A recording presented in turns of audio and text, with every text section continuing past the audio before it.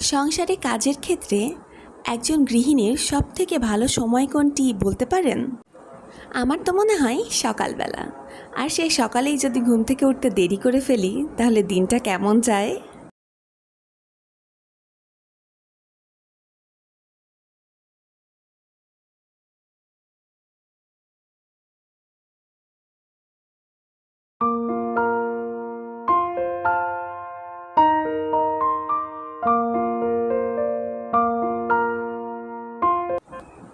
আসসালামু আলাইকুম। লামিস ব্লগে আপনাদের সবাইকে আরও একবার স্বাগতম জানাচ্ছি। ঢাকা বাংলাদেশ থেকে আমি জান্নাতুল লামিয়া। আশা করছি আপনারা সবাই অনেক বেশি ভালো আছেন এবং সুস্থ আছেন। আলহামদুলিল্লাহ, আমিও ভালো আছি। আজকে ঘুম থেকে উঠতে অনেক বেশি দেরি হয়ে গিয়েছে, এই জন্য সকালে আজকে রুটি বানাতেই পারিনি। আমি এই জন্য চটপট করে একটু পাস্তা করে নিয়েছি। এটা একটু সুপি পাস্তা করেছি, যদিও বা পানিটা অনেক বেশি শুকিয়ে ফেলেছি, কারণ আরহাম খুব বেশি সুপিটা বেশি পছন্দ করে না। হালকা এরকম একটু আঠালো থাকবে এটাকে ও খায়। তো এই জন্য আরহামের বাবার জন্য আজকে এটাই করেছি, কারণ সকালে উঠতে দেরি করে ফেলেছি। রুটি বানানো একদমই সম্ভব না ওইটুকু টাইমের মধ্যে। তো আরহামের বাবাকে আগেই দিয়ে দিয়েছি, আর ও খেয়ে অলরেডি অফিসে চলেও গিয়েছে। আর আরহামকে এখন আমি নিয়ে খাইয়ে দেব।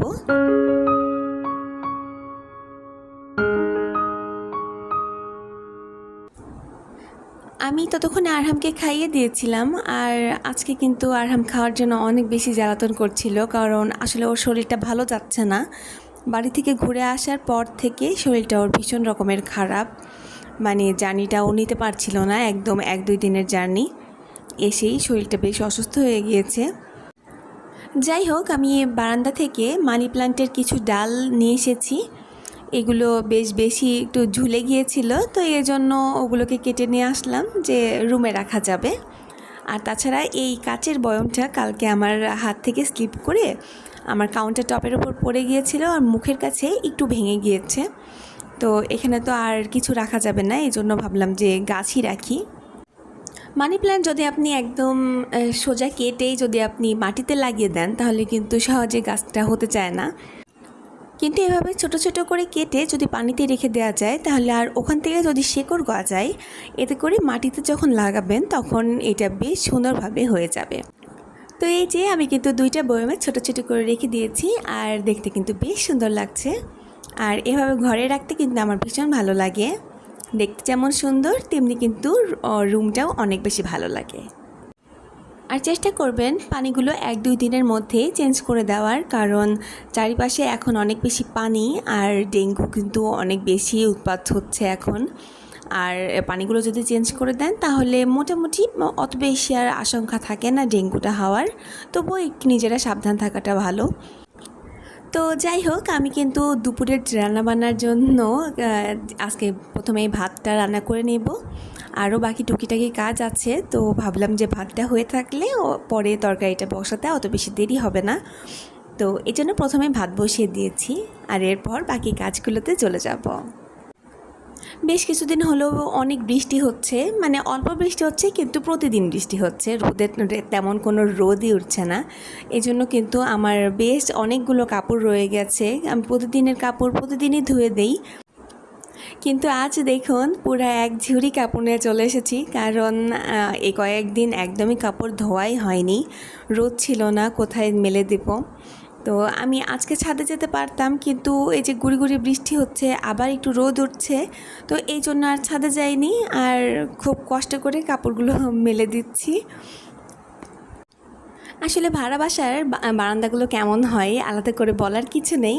আমার বারান্দাটা অনেক বেশি ছোট, তো এই যে বাবুর প্যান্ট যেগুলো আছে এগুলো আমি গ্রিলে দিয়ে দেই। আসলে বাচ্চা কাচ্চা থাকলে তো বাসার কাপড় চোপড় একটু বেশি নোংরা হয়, এতে এখন করার কিছুই নেই। আস্তে আস্তে যখন ছেলে বড় হবে তখন এগুলো সব স্বাভাবিক হয়ে যাবে, তখন আপনারা দেখতেই পারবেন। নর্মালি যখন আমি অনেক বেশি কাপড় ধুয়ে থাকি তখন কিন্তু আমি ছাদেই গিয়ে মেলে দেই, কারণ বারান্দাতে এত দেওয়া পসিবলই না। কিন্তু দেখুন আজকে কী অবস্থা, আজকে যেহেতু যেতে পারিনি তাই এরকম করেই রেখেছি। তারপর কিন্তু রান্নার জন্য চলে এসেছি। এখন রান্নাবান্না করতে হবে, যদিও বা আরহামের বাবা তো অফিসে, আমরা দুজনেই খাওয়া দাওয়া করবো, কিন্তু আমি দুপুরে রান্না করে রাখি আলাদা করে, আর রাতে রান্না করি না। এখানে কিন্তু আমি চিংড়ি মাছের মাথা নিয়ে নিয়েছি, চিংড়ি মাছ না কিন্তু চিংড়ির মাথা। কারণ আমরা চিংড়ি মাছটা যখন বেছে মাথাটা ফেলে দেই, তখন আমি ওইটা পুরোটা রেখে দিই, মাথাটা পুরোটাই রেখে দিই। তারপর ওগুলো একটু বেশ কিছু জমে গেলে তারপর আমি ওইটাকে একটু ভর্তা করে নিই। তবে এক্ষেত্রে কিন্তু অনেক ভালোভাবে ধুয়ে নিতে হবে, কারণ আমরা তো জানি যে চিংড়ির মাথার মধ্যেই কিন্তু নোংরাগুলো থাকে। আর সেই জন্যই মাথাটা বেশ ভালোভাবে পানি দিয়ে পরিষ্কার করে নিতে হবে। কদিন আগে আমি বাড়ি গিয়েছিলাম, তখন আম্মুর কাছ থেকে এই লাউটা নিয়ে এসেছিলাম। আর এটি আম্মুর হচ্ছে গাছের লাউ, আর মিষ্টি কুমড়াটা দিয়েছে হচ্ছে আমার শাশুড়ি মা।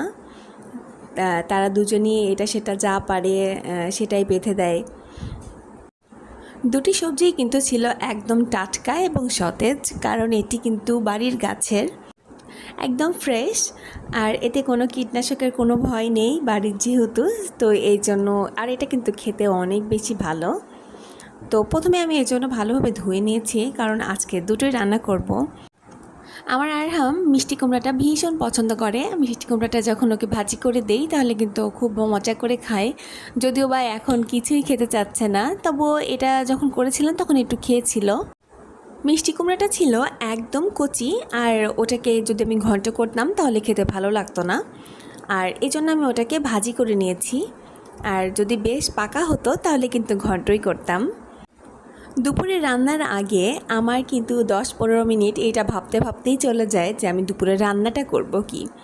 জানি না এটা আপনাদের হয় কি না, কিন্তু আমার কিন্তু এটা হয় যে আমি বুঝতে পারি না যে কোনটা রান্না করব। আমার প্রিয় আপুদেরও কি আমার মতোই অবস্থা হয়?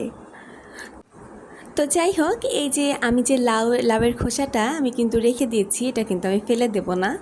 এটা কোনো এক সময় দেখা যাচ্ছে যে পরের দিন সকালেই হতে পারে, আমি ওটাকে একটু আলু দিয়ে ভাজি করে নেব। আর যদি আপনারা কেউ এটা না খেয়ে থাকেন তাহলে একবার খেয়ে দেখবেন, মাশাল্লাহ অনেক মজা হয় খেতে।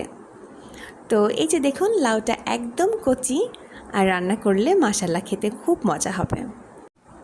আমার জ্ঞানের পরিধি ভীষণ ক্ষুদ্র, খুব বেশি কিছু আমার জানা নেই।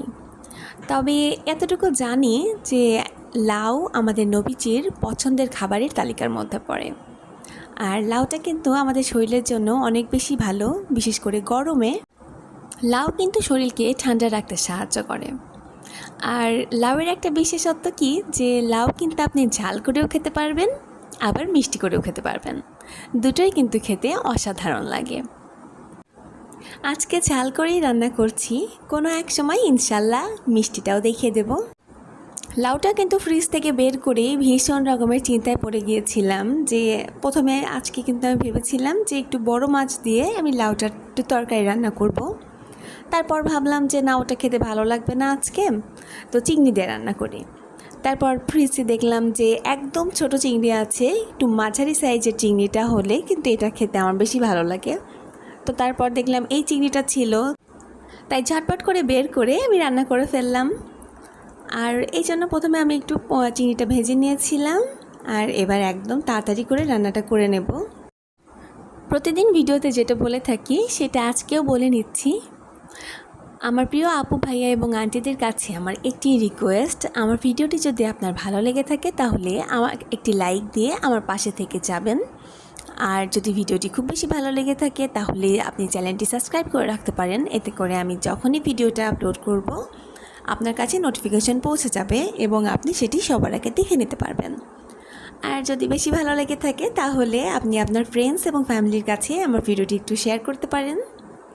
আপনাদের সাপোর্ট ব্যতীত আমার সফলতা অর্জন করার সম্ভাবনা একদমই জিরো।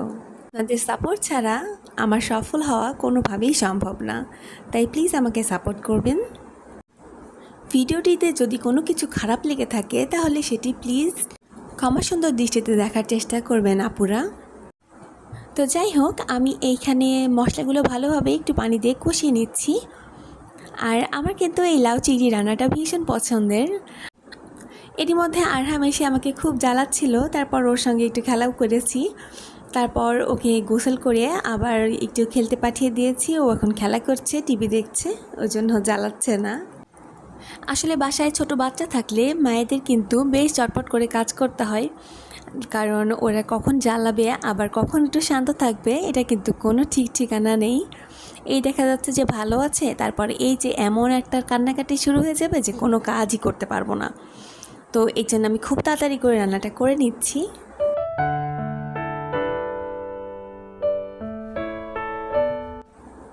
গরমের মধ্যে কিন্তু শাকসবজি খাওয়াটা ভীষণ দরকার, আর এটি কিন্তু স্বাস্থ্যের জন্য ভীষণ উপকারী। আর আমরা হাজব্যান্ড ওয়াইফ কিন্তু দুজনেই সবজি খুব পছন্দ করি। আমরা মাছ মাংসের থেকেও বলা যায় যে সবজিটা বেশি পছন্দ করি। প্রত্যেক দিনের খাবারেই কিন্তু আমাদের সবজিটা থাকে। আর যেহেতু প্রতিদিনই কিছু না কিছু সবজি রান্না করি, এই জন্য কিন্তু আরহামও একটু হলেও সবজিটা খেতে পছন্দ করে। আর এরই মধ্যে দেখুন আমি রান্না করতে করতে কিন্তু একদম গুড়ি গুড়ি বৃষ্টি শুরু হয়েছে, আর দেখতে কিন্তু বেশ ভালো লাগছে। এরই মধ্যে কিন্তু আমার রান্নাটা হয়েও গিয়েছে। আর একটু বেশি করে রান্না করেছিলাম, এই জন্য অল্প একটু তরকারি তুলে রেখে দিয়েছি আলাদা করে। যেহেতু বাচ্চা ছোট, প্রতিদিন এটা সেটা রান্না করা সম্ভব হয়ে ওঠে না। তো একদিন যদি একটু বেশিটা করে রান্না করে রাখি তাহলে ওটা একটু তুলে রাখি, দেখা যাচ্ছে যে পরের দিন অন্য কিছু একটা সাথে করে নিলেই হয়ে যায়। আর আমাদের ফ্রোজেন খাবারটা খেতে খুব বেশি কষ্ট হয় না, এই জন্যই পারি। তো এই যে আমি চিংড়ির এখন ভর্তাটা করে নেব। আর এই যে আমি এখানে পাটাটা রেখেছি, পাটাটার পাশে কিন্তু আমি একটি কাপড় বিছিয়ে দিয়েছি, কারণ পাটাটা এখানে রেখেছি তার পাশে কিন্তু আমার গ্যাসের চুলা, যেন পানি ছিটকে যেন চুলাতে না গিয়ে পড়ে, এই জন্য একটা কাপড় দিয়ে তারপর আমি ওখানে বাটাবাটি করি। অনেকে চাইলে কিন্তু এই ভর্তাটা ব্লেন্ডারে ব্লেন্ড করে নিতে পারেন, কিন্তু আমার কাছে এই পাটায় ভর্তা করাটাই কিন্তু বেশি মজা হয়। তো আমি সবসময় এভাবেই করি, আর মাশাআল্লাহ খেতে খুব মজা হয়। তো এই যে আজকে দুপুরে রান্নাবান্না এটুকুই ছিল। আমি শুধু এই চিংড়ি ভর্তাটা করেছিলাম আর লাউ চিংড়ি রান্না করেছি, আর সাথে ছিল মিষ্টি কুমড়া ভাজি। খুব বেশি কখনোই কিছু করি না।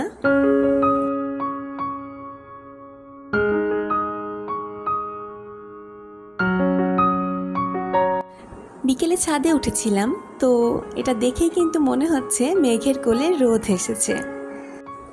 ওই যে দূর আকাশে পাখিগুলো দেখছেন, এগুলো আমাদের পাশের ছাদের এক ভাই হচ্ছে কবুতরগুলো ওরকমভাবে পুষে। তো প্রতিদিন বিকেলবেলা এভাবে ছেড়ে দেয়, আর ওরা এতটুকুতেই উড়ে আবার কিন্তু ঘরে চলে আসে। দেখতে ভারী সুন্দর লাগে। তো যাই হোক, আজকের ভিডিওটি এই পর্যন্তই রাখি। পরে দেখা হচ্ছে পরের ভিডিওতে ইনশাল্লাহ। ততক্ষণ পর্যন্ত সবাই ভালো থাকুন, সুস্থ থাকুন। খোদা হাফেজ।